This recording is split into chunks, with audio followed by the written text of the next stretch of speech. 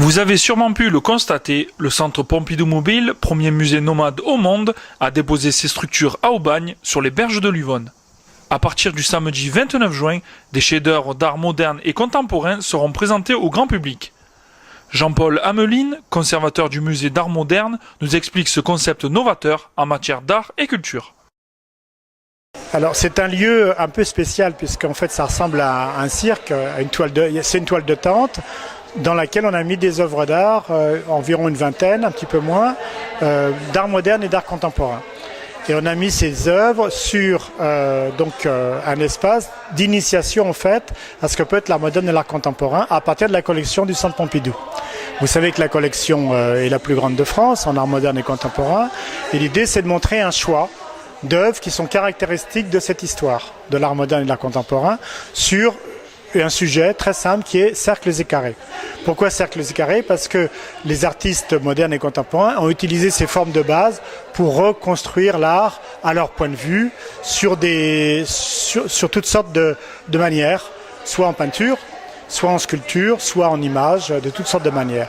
Et donc c'est un espace qu'on peut visiter gratuitement.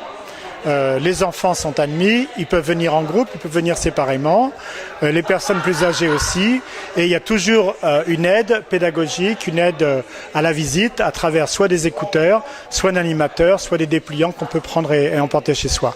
Donc c'est un système très simple, avec des artistes très importants, quelques noms comme ça, Kandinsky, un des fondateurs de l'art abstrait, Kupka également, Vasarely aussi, vous savez que la fondation Vasarely est pas loin à Aix-en-Provence, Daniel Buren, un artiste contemporain, Marcel Duchamp, un des fondateurs de ce qu'on appelle le ready-made, c'est-à-dire les objets trouvés qui deviennent des œuvres d'art, qu'est-ce que je pourrais citer encore, François Morlet, bref, des artistes qui sont des artistes célèbres, mais je dirais même mondialement célèbres, et dont on fait un choix d'une quinzaine d'œuvres ici pour montrer comment ils travaillent.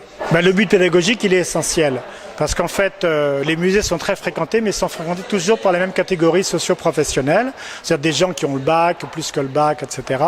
Des touristes, évidemment, qui viennent par milliers, on le sait, qui sont d'ailleurs les bienvenus. Bon, la question n'est pas là, mais on voit que quand on regarde les statistiques du ministère de la Culture, que en fait, il y a des catégories socio-professionnelles qui visitent peu les musées, surtout les musées d'art moderne, en se disant c'est pas pour moi, c'est trop compliqué, etc. Et en fait, ces catégories se déplacent pas, ou se déplacent une fois, ne reviennent pas. Souvent, le ticket est pas bon marché, surtout quand on vient en famille. Et puis, les explications manquent, on ne sait pas trop ce que veulent faire les artistes, etc. Là, l'idée, c'est que on leur montre qu'on peut regarder, qu'on peut avoir des explications, qu'on peut comprendre, aimer ou pas aimer, ça, c'est chacun choisit. Hein. Mais en tout cas, avoir cette espèce d'initiation, de cette petite expérience de laboratoire, en fait, avec 15 œuvres. Profitant de cette année capitale pour la culture, le Centre Pompidou Mobile est une expérience unique à découvrir jusqu'au 29 septembre prochain.